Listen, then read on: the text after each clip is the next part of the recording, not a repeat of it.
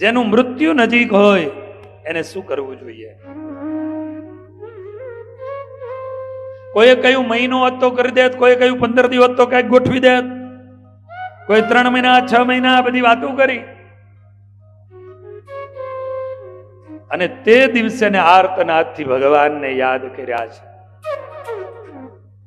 વિચાર કરજો. હે પ્રભુ, પરીક્ષિતજી આજે કહે છે કે હે પ્રભુ, મારા જીવનની અંદર મેં ગુનો જરૂર કર્યો છે, મને માફ કરી દે. હું તારી પાસે નથી માંગતો, પણ મારું મૃત્યુ સુધારી દે. પાંડવનો વંશજ છું, આ મારી ઉપર દયા કર. અને ખરેખર જેનું મૃત્યુ સુધર્યું એનું જ સર્વસ્વ સુધર્યું છે. એટલે કાયમ એવું કહું, જેનું શાક બગડ્યું એનો દિવસ બગડ્યો. હરખું બધું હોય ને ભગવાનની દયા હોય તો વાંધો નહીં.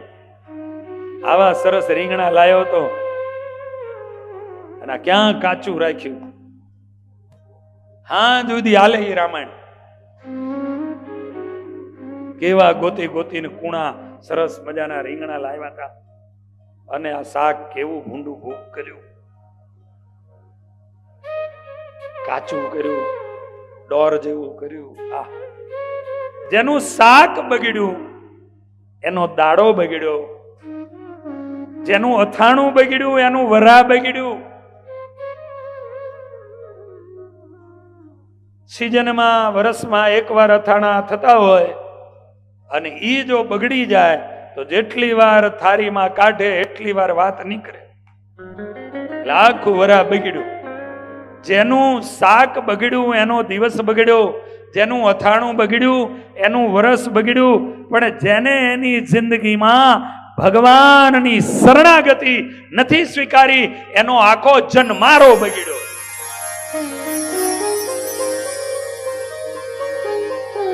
એને જ્યાં મળેલો મનુષ્ય દેહ એનો બગડી ગયો, એની આ માનવ દેહની આ જિંદગી બગડી ગઈ. અને પોતે પોતાની જાતે કાંઈ કર્યું નહીં, અને મર્યા પછી હવે બીજો કાંઈક મારી માટે કરે એની આશાઓ લઈ અને જીવી રહ્યો છે.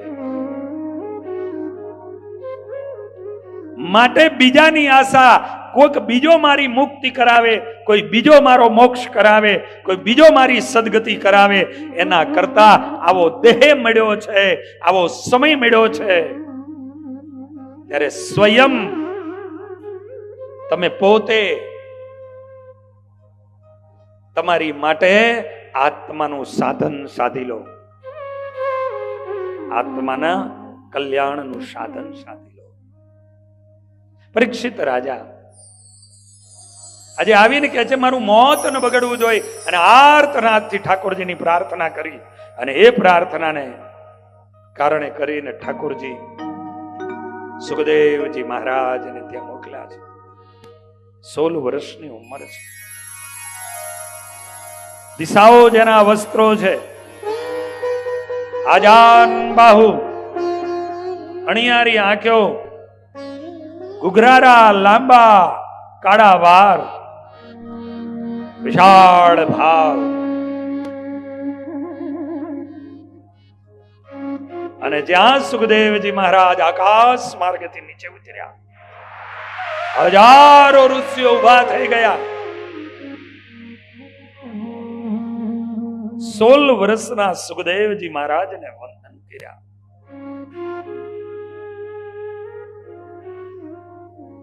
મહાપુરુષો એની ઉંમરથી નથી પૂજાતા, એની આરાધનાથી પૂજાય છે. બાવરિયાના છોડવા બહુ મોટા હોય, ઝાડવા, એને કોઈ પાણીનો લોટો રેડવા ન જાય. પણ તુલસીનો છોડ નાનો હોય ને, એને કોઈ પાણી રેડે.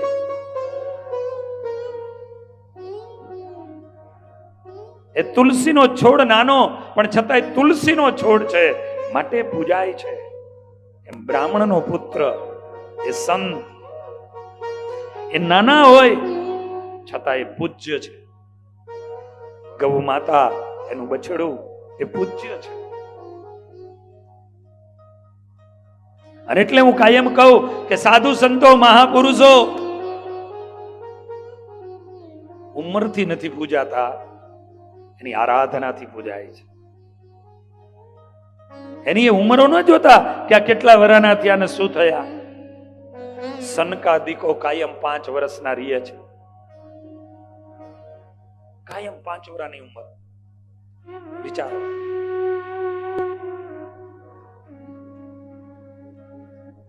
માટે આજે પ્રભુ પધાર્યા છે. સુખદેવજી મહારાજ ઊંચા આસન ઉપર બેસાડ્યા છે, પૂજા અને અર્ચના કરી છે. પરીક્ષિત રાજા નીચે બેઠા છે અને પરીક્ષિતજીએ હાથ જોડી અને કહ્યું છે, ગુરુદેવ, મૃત્યુની નજીક એવો જે આત્મા, એને શું સાંભળવું જોઈએ, શું સંભાળવું જોઈએ, શું સંઘરવું જોઈએ.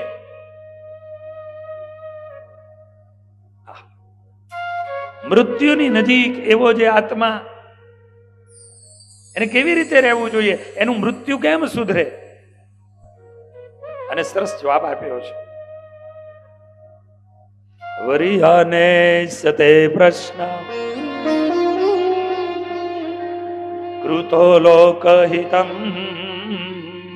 નૃપા આત્મવિદ સંમત પુંસામ શ્રોતવ્યાદિષુ યહ. રાજન, વરિયાને સતે પ્રશ્ન. હે રાજન, તારો જે આ પ્રશ્ન છે ને, લોકોના હિત માટેનો તારો પ્રશ્ન છે. લોકહિતમ નૃપા. નૃપ એટલે રાજા. હે રાજન, લોકોના હિત માટેનો તારો આ પ્રશ્ન છે. આત્મવિદ સંમત પુંસા. આત્માના કલ્યાણ માટેનો આ પ્રશ્ન છે. જગતના હર જીવ માટેનો આ પ્રશ્ન છે. રાજન, આ જગતનો જીવ કેટલું જીવો એ મહત્વનું નથી, પણ એના જીવતરની અંદર ભગવાનનું ભજન કરી અને એનું જીવન કેવી રીતે સુધાર્યું એ મહત્વ.